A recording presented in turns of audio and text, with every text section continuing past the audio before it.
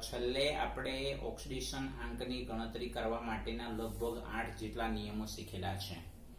એ બધા જ નિયમો આપણે મોડે કરવાના થશે, એક્ઝામની અંદર પૂછાય નહીં, પણ એ બધા નિયમોની જાણકારી આપણે ખબર હોવી જોઈએ.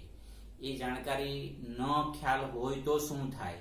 તો એમાં કઈ થાય નહીં, આપણા માર્ક્સ જાય. દાખલા તરીકે આપણે એવું કહી દીધું હોય કે ભાઈ સોડિયમ પેરોક્સાઇડમાં ઓક્સિજનનો ઓક્સિડેશનાંક કેટલો, તો જનરલી આપણે એમ જ જાણીએ કે ઓક્સિજનનો ઓક્સિડેશનાંક -2 હોય એટલે આપણે આન્સરમાં -2 લખી દઈએ. બરાબર છે. પણ સોડિયમ પેરોક્સાઇડ છે, હાઇડ્રોજન પેરોક્સાઇડ છે, બેરિયમ પેરોક્સાઇડ છે, એમાં ઓક્સિજનનો ઓક્સિડેશનાંક -1 ધ્યાનમાં લેવામાં આવે. સુપર ઓક્સાઇડમાં ઓક્સિજનનો ઓક્સિડેશનાંક -1/2 ધ્યાનમાં લેવામાં આવે. તો એ બધા જે નિયમો છે, એ બધા નિયમો આપણે જાણકારી ધ્યાનમાં રાખવાની જ રહેશે. અને જ્યારે રેડોક્સ પ્રક્રિયા બેલેન્સ કરવાનો સમય આવશે ત્યારે બધા જ નિયમો આપણને કામ આવવાના છે. હવે આપણી ટેક્સ્ટબુકની અંદર ઓક્સિડેશન આંકની ગણતરી શીખી લીધા બાદ છે આપણને તરત જ એક મુદ્દો આપ્યો છે, સ્ટોક નોટેશન પદ્ધતિ. હવે એની અંદર જર્મન જે વૈજ્ઞાનિક છે, સ્ટોક નામનો જે વૈજ્ઞાનિક હતો, એ વૈજ્ઞાનિકે ખરેખર જે ધાતુની ઓક્સિડેશન અવસ્થા 1 કરતા વધારે હોય એમના માટે છે એમણે એ ધાતુનો ઓક્સિડેશન આંક રોમન આંકમાં લખવાની શરૂઆત કરી. એટલે જનરલી આ પદ્ધતિ કોના માટે જાણીતી છે? ધાતુ તત્વો માટે, કે જેની ઓક્સિડેશન અવસ્થા 1 કરતા વધારે હોય તો એના માટે આપણે ધ્યાનમાં આ પદ્ધતિ જાણીતી છે. અધાતુ તત્વોને માટે આ પદ્ધતિ જાણીતી નથી. એટલે અહીંથી આપણને સ્ટોક નોટેશન નામકરણ પદ્ધતિ એટલે શું, યોગ્ય ઉદાહરણ આપીને સમજાવો, આ ટાઈપનો પ્રશ્નનો જવાબ પૂછાય 2 માર્ક્સની અંદર. તો આમાં તો ઘણા બધા ઉદાહરણ આપણને બુકની અંદર આપેલા છે. તો એમાંથી તમે કોઈ પણ 2-3 ઉદાહરણ યાદ રાખો, કારણ કે સબ્જેક્ટિવના પ્રશ્નના જવાબની અંદર તમારે લખવાનું થશે.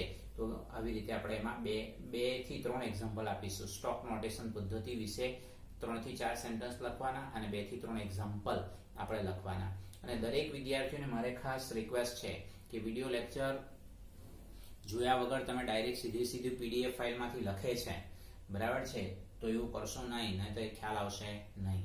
બરાબર છે. તો સ્ટોક નોટેશન પદ્ધતિ બરાબર છે, એના વિશેની જાણકારી મેળવીએ. કેટલીક વાર સંયોજનમાં ધાતુઓના ઓક્સિડેશન આંકને જર્મન રસાયણ વિજ્ઞાની આલ્ફ્રેડ સ્ટોક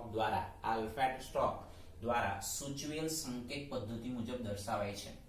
કેટલીક વાર સંયોજનમાં ધાતુઓના ઓક્સિડેશન આંકને જર્મન રસાયણ વિજ્ઞાની આલ્ફ્રેડ સ્ટોક દ્વારા સૂચવેલ સંકેત પદ્ધતિ મુજબ દર્શાવાય છે, જે સ્ટોક સંકેત પદ્ધતિ દ્વારા પ્રચલિત છે, આપણે એવું કહેવાય. હવે આ પદ્ધતિ મુજબ અણુસૂત્રમાં ધાતુની સંજ્ઞા પછી કૌંસમાં તે ધાતુનો ઓક્સિડેશનાંક રોમન લિપિમાં લખવામાં આવે છે. બરાબર છે. આ ખાસ યાદ રાખીશું. આ પદ્ધતિ મુજબ આણ્વીય સૂત્રમાં ધાતુની સંજ્ઞા પછી કૌંસમાં તે ધાતુનો ઓક્સિડેશનાંક રોમન લિપિમાં લખવામાં આવે છે. આ મુદ્દો સૌથી અગત્યનો છે. આ પદ્ધતિ જે ધાતુનો ઓક્સિડેશનાંક 1 થી વધુ હોય તેમના માટે વપરાય છે. બસ આ પદ્ધતિ જે ધાતુનો ઓક્સિડેશનાંક 1 થી વધુ હોય તેમના માટે વપરાય છે. આ પદ્ધતિ અધાતુ તત્વો માટે ઉપયોગી નથી. બરાબર છે. હવે એની અંદર બુકની અંદર એક્ઝામ્પલ આપેલું છે. જો સંયોજન છે ઓરસ ક્લોરાઇડ, ઓરસ 1 ક્લોરાઇડ. તો ઓરસ છે હું ભાઈ AU શું છે? તો એક્ચ્યુઅલી ખરેખર ઓરસ એટલે ગોલ્ડ કહેવાય. એટલે આપણે ઉદાહરણ કેવી રીતે યાદ રાખવાના કે ભાઈ એમાંથી માની લો કે 3 પર, તો આની અંદર તમારે ઋણ આયન ની ઓક્સિડેશન સ્ટેટ યાદ રાખવાની થશે. ઋણ આયન ની અંદર ક્લોરીન છે, આયોડીન છે, સલ્ફેટ છે, અને ઓક્સિજન છે. તો ઓક્સિજનની જનરલી ઓક્સાઇડ, ક્લોરાઇડની Cl-, આયોડીનની I-, સલ્ફેટની SO4(2-). આવી રીતે કેમ એવું યાદ રાખવાનું? કારણ કે અહીંયા તમને જુઓ સંયોજન છે, આપણે ઓરસ ક્લોરાઇડ લખો, ઓરસની જગ્યાએ તમે અહીંયા ખાલી ગોલ્ડ એમ લખી દો તો બી ચાલે, ગોલ્ડ 1 ક્લોરાઇડ. હવે તમને એમ થાય કે ભાઈ આ 1 કેવી રીતે આવ્યો? તો 1 અહીંયાથી નક્કી થાય, ક્લોરીન. છે. હવે દાખલા તરીકે આ તમારું AU1Cl છે, બરાબર છે. તો આપણે એવું માની લઈએ કે ભાઈ આ આવ્યું કેવી રીતે? તો આપણે માની લઈએ કે ભાઈ ધારો કે ગોલ્ડનો ઓક્સિડેશનાંક X છે, બરાબર છે. તો આપણે 1 કૌંસમાં ગોલ્ડનો ઓક્સિડેશનાંક પ્લસ 1 કૌંસમાં Cl નો ઓક્સિડેશનાંક બરાબર 0, કારણ કે ટોટલ ચાર્જ 0 છે. એટલે આના માટે x ધારી લીધો +1, Cl નો -1 એટલે 0, એટલે x બરાબર +1. એટલે એ રોમન લેટરમાં લખેલું છે. બીજું કે ઓરસ ક્લોરાઇડ લખો, ઓરસ, કારણ કે આ તમારે યાદ રાખવું પડશે. ગોલ્ડ એવું 1 લખીશું નહીં, બધાની અંદર એવું નહીં લખાય, અમુકની અંદર લખાય છે. પછી એવી રીતે Au3Cl3. હવે ઓરસને બદલે અહીંયા ઓરિક લખી દીધું, કારણ કે ગોલ્ડની ઓક્સિડેશન સ્ટેટ બદલાઈ ગઈ, 3 થઈ ગઈ. જો ક્લોરીનના પરમાણુ સંખ્યા 1 હોય, 2 હોય કે 3 હોય, પણ ક્લોરાઇડ જ લખાય છે. જો બરાબર છે. એટલે આ આવી કેવી રીતે, તો Cl ની ઓક્સિડેશન સ્ટેટ પરથી આપણે નક્કી કરી શકીએ. પછી આ SN2Cl2, SN એટલે ટીન, ટીન બી તમે લખી શકો. હવે દાખલા તરીકે ટીન 2 ક્લોરાઇડ એમ લખો તો બી ખોટું નથી. ટીન 2 ક્લોરાઇડ પણ જનરલી સ્ટેનસ 2 ક્લોરાઇડ લખી શકાય. SN4Cl4, તો ક્લોરીન પરમાણુ સંખ્યા 4 છે, એટલે સ્ટેનિક 4 ક્લોરાઇડ અથવા ટીન 4 ક્લોરાઇડ. એટલે તમે ટીન લખો તો પણ વાંધો નથી, ધ્યાનમાં રાખો. એવી રીતે Hg2Cl2, Hg2 એટલે મર્ક્યુરીનો ઓક્સિડેશન સ્ટેટ 2. કેવી રીતે? Cl ના પરમાણુ સંખ્યા કેટલી આવી? 2, એટલે મર્ક્યુરી 2 ક્લોરાઇડ. એવી રીતે Hg21Cl2, બસ. તો હવે અહીંયા મર્ક્યુરીના પરમાણુ સંખ્યા 2 થઈ ગઈ, એટલે 2 કૌંસમાં x પ્લસ 2 કૌંસમાં Cl નો -1 બરાબર 0, એટલે 2 કૌંસમાં x બરાબર +2, એટલે x નો ઓક્સિડેશનાંક આવશે +1. આવી રીતે આપણે ધ્યાનમાં રાખવાનું થશે. બરાબર છે. તો આની અંદર તો ઘણા બધા ઉદાહરણ છે વિદ્યાર્થી મિત્રો, ખાસ કરીને. તો આ કોન્સેપ્ટ આપણે ખરેખર ઘણા બધા સંયોજનોને માટે, અને ખાસ કરીને તમે બરાબર ધ્યાનપૂર્વક જુઓ તો ડી વિભાગના જે તત્વો છે, ડી વિભાગના તત્વો, સંક્રાંતિ ધાતુ તત્વો, બસ એના માટે ખાસ લાગુ પડે છે. કારણ કે એની ડી કક્ષકમાં જ 1 કરતા વધારે ઇલેક્ટ્રોન હોય, એટલે એમની ઓક્સિડેશન સ્ટેટ 1 કરતા વધારે આપણે પ્રાપ્ત થતી જોવા મળે. એટલે પછી થેલસ, બસ થેલિયમ જેને કહેવાય, થેલિયમ 1O. હવે જો ઓક્સિજન, હવે આ છે, આનું તમે કેવી રીતે શોધશો કે ભાઈ TlO, તો આનો ઓક્સિડેશનાંક શોધવો છે. તો આપણે માની લઈએ કે ભાઈ ધારો કે થેલિયમનો ઓક્સિડેશનાંક છે x, એટલે 2 કૌંસમાં x વત્તા 1 કૌંસમાં ઓક્સિજન બરાબર 0, માટે 2 કૌંસમાં x, ઓક્સિજનનો -2 જનરલી આપણને ખબર છે, આ નિયમ શીખી લીધા બાદ, એટલે 2x બરાબર +2, એટલે x બરાબર આવશે +1. એટલે અહીંયા થેલિયમનો ઓક્સિડેશનાંક 1 લખો, એટલે થેલિયમ 1 ઓક્સાઇડ એમ લખો તો બી વાંધો નથી. બરાબર છે. પછી Fe2O, એ તો ખબર પડી જાય, ઓક્સિજનનો -2 એટલે આયરન 2 ઓક્સાઇડ લખો અથવા ફેરસ 2 ઓક્સાઇડ લખો. એવી રીતે આયરન 3 બસ ઓક્સાઇડ, ફેરિક ઓક્સાઇડ એમ લખો તો પણ વાંધો નથી. બસ. તો આવા ઘણા બધા ઉદાહરણ છે, ધ્યાનમાં રાખો. બરાબર છે. અને આ દરેક ઉદાહરણોની અંદર કંઈક નવી બાબતો આપણને જોવા મળે છે. એટલે એની અંદર તમને ટેક્સ્ટ બુકની અંદર બી કોયડો આપેલો છે, કોયડો નંબર 8.3, તો એ પણ તમારે જાતે લખવાના છે. એમાંથી અમુક આપણે અહીં એક્સપ્લેન કરેલા જ છે. જો બીજા બી લખેલા છે, એટલે Mn એકચ્યુઅલી ખરેખર 2 લખવું જોઈએ. Mn2O એટલે મેંગેનીઝ 2 ઓક્સાઇડ, Cu1I એટલે કોપર 1 આયોડાઇડ, પછી Mn4O2 એટલે મેંગેનીઝ 4 ઓક્સાઇડ લખ્યું. બરાબર છે. પછી એવી રીતે Cu2O એવું લખાવવું જોઈએ, એટલે કોપર 2 ઓક્સાઇડ. એવી રીતે ક્રોમિયમ એટલે Na2Cr. બરાબર છે. હવે જો હવે આ Na2CrO4 વાળો હું તમને એક્સપ્લેન કરું. બરાબર છે. તો Na2CrO4 માં તમે 2 કૌંસમાં સોડિયમ, 1 કૌંસમાં ક્રોમિયમ, બરાબર છે, વત્તા 4 કૌંસમાં ઓક્સિજન બરાબર 0. તો 2 કૌંસમાં સોડિયમની તો +1 જ હોય, ક્રોમિયમની x +4 ઓક્સિજનની -2 બરાબર 0, એટલે +2 + x -8 બરાબર 0, એટલે x બરાબર +6. એટલે ક્રોમિયમનો ઓક્સિડેશન અંક આપણને 6 જેટલું મળે છે સોડિયમ ક્રોમેટ. એટલે આવું પણ જનરલી 1 કરતા વધારે પણ બસ એલિમેન્ટ આપણને પ્રાપ્ત થતા જોવા મળે. પોટેશિયમ ડાયક્રોમેટ, એમાં પણ ક્રોમિયમનો આપણે શોધ્યું. ક્રોમિયમનો શોધીએ એટલે 6 લખાય, ક્રોમિયમ પછી જ લખાય, પોટેશિયમ પછી લખતા નથી, કારણ કે પોટેશિયમની તો ઓક્સિડેશન સ્ટેટ 1 જ આવે, સોડિયમની બી 1 જ આવે, ઓક્સિજનની બી -2 જ આવે. પણ સ્પેશિયલ કેસમાં સુપર ઓક્સાઇડ અને જે આપણા ઉદાહરણ છે એટલા જ યાદ રાખવાના. બ છે પેરોક્સાઇડ અને સુપરઓક્સાઇડ, અને આ આવે છે તમારું વેનેડિયમ 5 ઓક્સાઇડ, આ ક્રોમિયમ 3 ઓક્સાઇડ. બરાબર છે. તો આટલા બધા એક્ઝામ્પલ લખાવ્યા છે તમને સ્ટોક નોટેશન પદ્ધતિ માટે. બરાબર છે. તો આપણે એને ધ્યાનમાં રાખીશું. તો હવે સ્વાધ્યાયનો પ્રશ્ન છે 8.6 માં પ્રશ્ન. એમાં જો તમને શું આપી દીધું છે, નામ આપેલું છે, સૂત્ર લખવાનું, કેટલું સહેલું. બરાબર છે. મર્ક્યુરી 2 ક્લોરાઇડ એવું લખ્યું, મર્ક્યુરી 2 ક્લોરાઇડ એટલે Hg મર્ક્યુરી એટલે Hg2Cl2. હવે તમારે અહીંયાથી ખબર પડે કે ક્લોરીનની પરમાણુ સંખ્યા કેટલી લખવાની, 2 લખવાની. કેમ? કારણ કે મર્ક્યુરીની ઓક્સિડેશન સ્ટેટ 2 છે. નિકલ 2 સલ્ફેટ એટલે આપણે પહેલા જ વાત કરી, ઋણ આયનની ઓક્સિડેશન સ્ટેટ આપણે બધા યાદ રાખવાના. સલ્ફેટ એટલે SO4 2-, ફોસ્ફેટ એટલે PO4 3-, ક્લોરાઇડ એટલે Cl-, બસ આયોડાઇડ એટલે I-. પછી ટીન 4 ઓક્સાઇડ એટલે SN ઓક્સાઇડ એટલે O2 લખવું પડશે, ટીન SN4O2. થેલિયમ 1 સલ્ફેટ એટલે થેલિયમની સંખ્યા તમારે 2 લખવી પડે, કારણ કે SO4 ની -2 એટલે +2 થાય, તો +2 / 2 તો જ થેલિયમનું 1 આવે. તમે આટલે 1 જો થેલિયમની સંખ્યા 1 જ લખી દીધી તો તમારું સૂત્ર ખોટું. કેમ? કારણ કે તો થેલિયમનો ઓક્સિડેશન અંક કેટલો મળે, +2, એટલા માટે. તે જ પ્રમાણે આયરન સલ્ફેટ, જો આયરન 3 સલ્ફેટ એટલે Fe2 લખવું પડશે, Fe2SO4 thrice.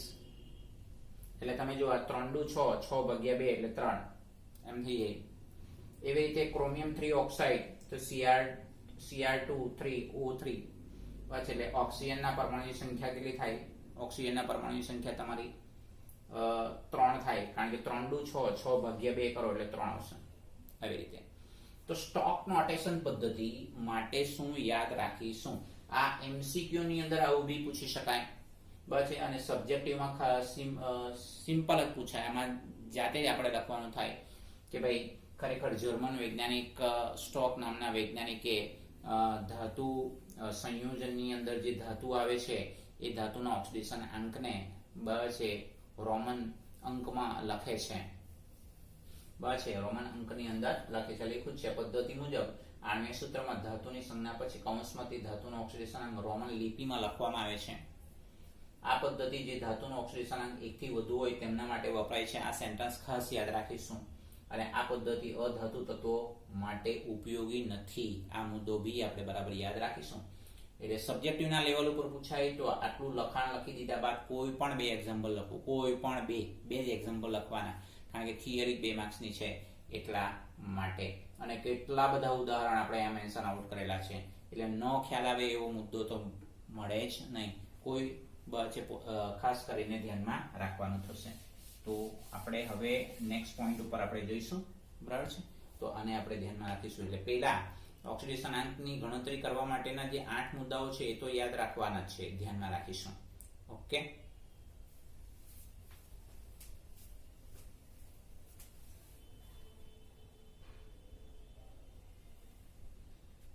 ચાલો હવે વિદ્યાર્થી મિત્રો, હવે આપણે જે ઓક્સિડેશન સ્ટોક નોટેશન પદ્ધતિ જોઈ લીધી, એની અંદર જે કમ્પાઉન્ડ હતા એમાં કમ્પાઉન્ડમાં ધાતુનું ઓક્સિડેશન અંક કેવી રીતે શોધવાનો એ આપણે સમજાવી દીધું. હવે એવા 2 પ્રશ્નો જોઈએ કે જે ખરેખર રેડોક્સ પ્રક્રિયા છે કે નથી એને આપણે સમજવાનું થાય. તો એ આપણને પહેલા તો ટેક્સ્ટબુકની અંદર કોયડો 8.4 આપેલી પ્રક્રિયા રેડોક્સ પ્રક્રિયા છે તેનું વાજબીપણું જણાવો. વાજબીપણું જણાવવાનો મતલબ રેડોક્સ પ્રક્રિયા કઈ રીતે પોસિબલ છે, એમાં ઓક્સિડેશન પામેલ સ્પીસીસ કઈ છે, રિડક્શન પામેલ સ્પીસીસ કઈ છે, ઓક્સિડેશન કરતા કોણ છે, રિડક્શન કરતા કોણ છે. તો એના માટે એક આખા સમીકરણને સમજીએ. 2Cu2O + Cu2S gives 6 copper + sulphur dioxide. આખી પ્રક્રિયા તરફ જો ધ્યાન દોરીએ તો આમાં ખાલી આપણને એક જ વસ્તુની ખબર પડે કે ભાઈ કોપર ધાતુ છે એટલે એનો ઓક્સિડેશન અંક 0 લેવો જોઈએ, જે આપણા રૂલ્સ અને રેગ્યુલેશન ઓક્સિડેશન અંકની ગણતરી માટેનો પહેલો જ નિયમ છે કે કોઈ ધાતુ હોય, પરમાણુ હોય, અણુ હોય, બરાબર છે, તટસ્થ પરમાણુ હોય તો ઓક્સિડેશન અંકનું મૂલ્ય 0 તરીકે સ્વીકારવું, બસ એ કન્સિડર કરવાનું થશે. ત્યાર પછી બીજો જે મુદ્દો છે એ બીજા મુદ્દામાં જે સંયોજન આપેલા છે, દાખલા તરીકે ભાઈ કોપર ઓક્સાઇડ Cu2O તો Cu2O ની અંદર જનરલી ઓક્સિજનનો ઓક્સિડેશનાંક -2 તરીકે સ્વીકારવો પડે, પણ કોપરનો કેટલો છે તો એ ગણવું પડે.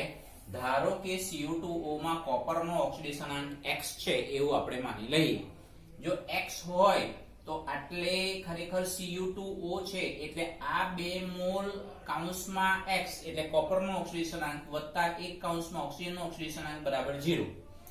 એનો મતલબ 2x + 1 ઓક્સિજનનો ઓક્સિડેશનાંક -2 બરાબર 0 એટલે 2x બરાબર +2 એટલે x બરાબર +1. એનો મતલબ એમ કે Cu2O માં કોપરનો ઓક્સિડેશનાંકનું મૂલ્ય +1 છે, જે આપણે અહીંયા મેન્શન કરેલું છે. એવી જ રીતે Cu2S છે એ Cu2S કમ્પાઉન્ડમાં સલ્ફરનો ઓક્સિડેશન આંક બસ આપણે -2 સ્વીકારી લઈએ તો કોપરનો કેટલો થાય x ધરી લઈએ તો 2 કૌંસમાં કોપરનો ઓક્સિડેશનાંક વત્તા 1 કૌંસમાં સલ્ફરનો ઓક્સિડેશનાંક બરાબર 0 માટે 2 કૌંસમાં x વત્તા 1 કૌંસમાં સલ્ફરનો ઓક્સિડેશનાંક -2 બરાબર 0 તો 2x બરાબર +2 એટલે x બરાબર +1 થાય. એનો મતલબ કે અહીંયા કોપરનો ઓક્સિડેશનાંકની વેલ્યુ +1 કોપરનો ઓક્સિડેશનાંકનું મૂલ્ય b આપણને +1 પ્રાપ્ત થતું જોવા મળે, આપણે એવું ધ્યાનમાં રાખી શકાય. તો આ એક જનરલી આપણે કેલ્ક્યુલેશનના પાર્ટમાં આપણે ધ્યાનમાં રાખવાનું થશે. પછી સલ્ફર ડાયોક્સાઇડમાં ઓક્સિજનનો ઓક્સિડેશનાંક તો -2 છે, તો સલ્ફરનો આપણે ગણવાનો થાય. તો ધારો કે સલ્ફર ડાયોક્સાઇડમાં સલ્ફરનો ઓક્સિડેશનાંક x છે, માટે 1 કૌંસમાં સલ્ફરનો ઓક્સિડેશનાંક વત્તા 2 કૌંસમાં ઓક્સિજનનો ઓક્સિડેશનાંક બરાબર 0. 0 કેમ? કારણ કે ટોટલ ન્યુટ્રલ ચાર્જ છે એના ઉપર. માટે 1 કૌંસમાં સલ્ફરનો ઓક્સિડેશનાંક વત્તા 2 કૌંસમાં ઓક્સિજનનો ઓક્સિડેશનાંક -2 બરાબર 0 એટલે આ -4 થઈ જશે એટલે x બરાબર +4 એટલે સલ્ફરનો ઓક્સિડેશનાંકની વેલ્યુ થશે +4. તો એ આપણે અહીંયા લખી દઈએ. એટલે કોપર એ ધાતુ છે એટલે ઓક્સિડેશનાંકનું મૂલ્ય 0. હવે કમ્પેરિઝનના પાર્ટમાં વિચારો. Cu2O નું કોપરમાં એટલે કે ખરેખર જોવા જઈએ તો +1 માંથી 0 એટલે 1 નો ઘટાડો થયો. કોનો? કોપરનો ઓક્સિડેશનાંકમાં ઘટાડો થયો એટલે Cu2O નું કોપરમાં રિડક્શન થયું એવો અર્થ થતો જોવા મળે. 1 નો ઘટાડો એટલે રિડક્શનની પ્રક્રિયા થઈ. એવી જ રીતે તમે કાં તો તમે અહીંયાથી બી કમ્પેરિઝન કરો તો બી ચાલે કે ભાઈ Cu2S માનું જે કોપર છે એનું ઓક્સિડેશનાંકનું મૂલ્ય +1 છે તો એનું ઓક્સિડેશનાંકનું મૂલ્ય એટલે 0 છે, તો આની સાથે કમ્પેર કરો તો પણ ચાલે. હવે સલ્ફરની વાત આવે તો સલ્ફરનો ઓક્સિડેશનાંક -2 છે અને એટલે સલ્ફરનો ઓક્સિડેશનાંક +4 છે. એટલે ઓક્સિડેશન આંકમાં વધારો થાય છે. તો કેટલો ઓક્સિડેશન આંકમાં વધારો થાય છે? 6 આંકનો વધારો થતો જોવા મળે એટલે ઓક્સિડેશન થયેલું છે. એટલે એક્ચ્યુઅલી ખરેખર જોવા જઈએ તો Cu2S નું SO2 માં ઓક્સિડેશન થયેલું છે. બીજી રીતે વિચારીએ તો માત્ર સલ્ફર પરમાણુનું સલ્ફર ડાયોક્સાઇડમાં ઓક્સિડેશન થયેલું છે. તો કહેવાનો મતલબ આપેલી પ્રક્રિયા રેડોક્સ પ્રક્રિયા છે નક્કી થઈ ગયું, કારણ કે ઓક્સિડેશન બી થાય છે, રિડક્શન બી થાય છે. તો અહીંયા આપણે મેન્શન આઉટ કરેલું છે કે ભાઈ રિડક્શન પામેલ સ્પીસીસ. તો રિડક્શન પામેલ સ્પીસીસ Cu2O નો Cu માં બસ Cu2O માનો કોપર 1 ઓક્સિડાઇઝ એટલે ઓક્સિડેશન કરતા બી શું થવાનું? Cu2O માનો કોપર 1. એવી જ રીતે ઓક્સિડેશન પામેલ સ્પીસીસ કઈ છે? તો Cu2S માનો સલ્ફર. બરાબર છે, Cu2S માનો સલ્ફર જેનું ઓક્સિડેશનાંક -2 માંથી +4 થઈ જતો જોવા મળે. અને જેનું ઓક્સિડેશન થયેલું હોય એટલે સ્વાભાવિક છે રિડક્શન કરતા છે એટલે Cu2S માનો સલ્ફર એ રિડક્શન કરતા તરીકે ઓળખાવી શકાય. બરાબર છે. તો આ એક જે કોન્સેપ્ટ છે એ એવું બતાવે કે આપેલી પ્રક્રિયા રેડોક્સ પ્રક્રિયા છે, આપણે એવું ધ્યાનમાં રાખીશું. એટલે આ વસ્તુ આપણે ક્યારે આવડશે? જ્યારે આપણે આ બધા નિયમો જ્યારે તૈયાર કરેલા હશે, 8 જેટલા નિયમો છે એ નિયમો જો આપણે કમ્પ્લીટલી સમજેલા હશે તો આ બધા પ્રશ્નોના જવાબ આપણને આવડશે, અધરવાઇઝ નહીં. ધ્યાનમાં રાખો. ત્યાર પછી તમે જુઓ સેમ એવી જ રિએક્શન આપણે સ્વાધ્યાય 8.4 માં આપેલી છે કે જેમાં બરફની ફ્લોરિન વાયુ સાથે પ્રક્રિયા કરીએ તો hydrofluoric acid, hypofluorous acid HOF, ફ્લોરિનો ઓક્સો એસિડ છે. આ પ્રક્રિયા રેડોક્સ પ્રક્રિયા છે કે નહીં તેનું વ્યાજબી પણ પુરવાર કરો. રાઈટ. તો આની અંદર બી તમે જોઈ શકો H2O માં હાઇડ્રોજનનો ઓક્સિડેશનાંક +1, ઓક્સિજનનો -2 જનરલી ખબર છે. F2 તો અણુ છે એટલે એનો ઓક્સિડેશનાંક ફ્લોરીનનો ઓક્સિડેશનાંક 0 થશે. HF તમે જુઓ હાઇડ્રોફ્લોરિક એસિડ, તો એમાં હાઇડ્રોજનનો ઓક્સિડેશનાંક +1 જ આવે, ફ્લોરીનનો -1 જ આવવાનો છે. સિવાય કે હાઇપોફ્લોરસ એસિડ HOF જે ફ્લોરીનનો ઓક્સો એસિડ છે તેને બસ એનો ઓક્સિડેશનાંક ગણવાનો થશે. ધારો કે હાઇપોફ્લોરસ એસિડમાં ફ્લોરીનનો ઓક્સિડેશનાંક x છે, એટલે 1 કૌંસમાં હાઇડ્રોજનનો ઓક્સિડેશનાંક વત્તા 1 કૌંસમાં ઓક્સિજનનો ઓક્સિડેશનાંક વત્તા 1 કૌંસમાં ફ્લોરીનનો ઓક્સિડેશનાંક બરાબર 0. માટે 1 કૌંસમાં +1 +1 કૌંસમાં -2 +1 કૌંસમાં x બરાબર 0. માટે આ +1 -2 x બરાબર 0 એટલે x બરાબર +1 નો મતલબ શું થશે? ફ્લોરીનનો ઓક્સિડેશનાંક કેટલો થવાનો? +1 થવાનો છે. તો હવે સૌથી અગત્યની બાબત કે ભાઈ જે ફ્લોરીન અણુ છે એનો ઓક્સિડેશનાંકનું મૂલ્ય 0 છે. આ બાજુ તમે હાઇડ્રોફ્લોરિક એસિડ જો એમાં ફ્લોરીનનો ઓક્સિડેશનાંક -1 છે, તો 0 માંથી -1 એટલે 1 નો ઘટાડો, એટલે F2 નું HF ની અંદર રિડક્શન થાય છે. F2 નું HF માં રિડક્શન થાય છે. એ જ પ્રમાણે તમે આ F2 ની કમ્પેરિઝન HOF સાથે કરો તો આમાં ફ્લોરીનનો ઓક્સિડેશનાંક +1 છે, એટલે F2 નું HOF માં શું થાય છે? ઓક્સિડેશન થાય છે, કારણ કે 1 અંકનો વધારો થાય છે. એટલે અહીંયા નવીનતા શું જાણવા મળે? નવીનતા આ રિએક્શનમાં એવું જાણવા મળે કે અત્યાર સુધી આ રિએક્શનમાં તમે જોયું તો પ્રક્રિયક અલગ અલગ હતા. કે ભાઈ સલ્ફરનું સલ્ફર ડાયોક્સાઇડમાં ઓક્સિડેશન, કોપરનું બસ Cu+1 નું Cu માં રિડક્શન, એટલે પ્રક્રિયક અલગ અલગ હતા જેનું ઓક્સિડેશન રિડક્શન થયું. પણ હવે અહીંયા કેવું છે? એક જ પ્રક્રિયક છે અને એક જ પ્રક્રિયકનું ઓક્સિડેશન બી થાય છે, રિડક્શન પણ થાય છે. હવે પછી આપણે મુદ્દામાં શીખવાના છે. તો આવી પ્રક્રિયા કે જેમાં એક જ પ્રક્રિયકનું ઓક્સિડેશન બી થાય, રિડક્શન બી થાય, તો તેને વિષમીકરણની પ્રક્રિયા તરીકે, ડિસપ્રોપોર્શનની પ્રક્રિયા તરીકે ઓળખાવી શકાય. તો આવી રિએક્શનને ધ્યાનમાં રાખવાની થશે. એટલે આપેલી પ્રક્રિયા રેડોક્સ પ્રક્રિયા છે, નો ડાઉટ, પણ આમાં નવીનતા વિશેષતા વાત કહી છે કે એક જ પ્રક્રિયકનું ઓક્સિડેશન થાય છે અને રિડક્શન થતું જોવા મળે. એટલે F2 નું HF માં રિડક્શન થાય છે અને F2 નું HOF માં ઓક્સિડેશન થતું જોવા મળે. એટલે આપેલ પ્રક્રિયા રેડોક્સ છે કારણ કે F2 નું HF માં રિડક્શન થાય છે, જ્યારે F2 નું HOF માં ઓક્સિડેશન થાય છે. આમ એક જ પ્રક્રિયકનું ઓક્સિડેશન અને રિડક્શન થાય આવી પ્રક્રિયાને વિષમીકરણની પ્રક્રિયા એટલે ડિસપ્રોપોર્શનની પ્રક્રિયા તરીકે ઓળખાવી શકાય છે. આપણે એવું ધ્યાનમાં રાખીશું. Thank you very much.